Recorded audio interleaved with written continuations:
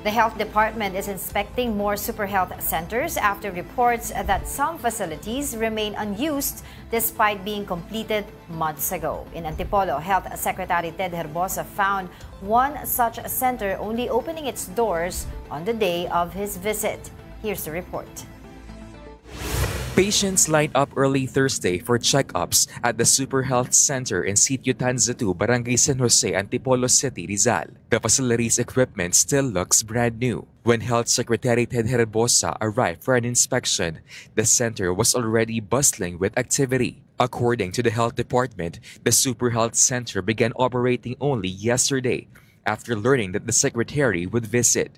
That's despite the facility being completed as early as July 2024 with a project cost of 11.4 million pesos. Ang report sa akin, this is not functional at nakapadlock. Kaya binisita ko. That's the reason. Parang nalaman yata nilang bibisita ko. The Antipolo City government admitted that the Super Health Center opened only recently but denied timing it to the Secretary's inspection.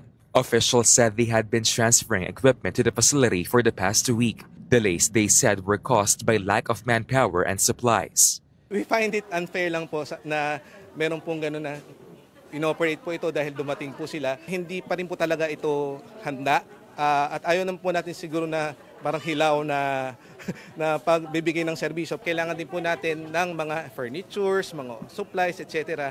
na kailangan din po nating magpondo po. For now, the health center is considered partially operational.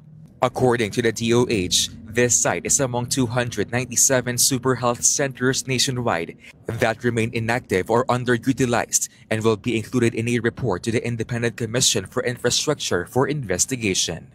I think we can improve our work for primary care facilities even faster. The moment i-turn over sa'yo, sana patakbuhin na.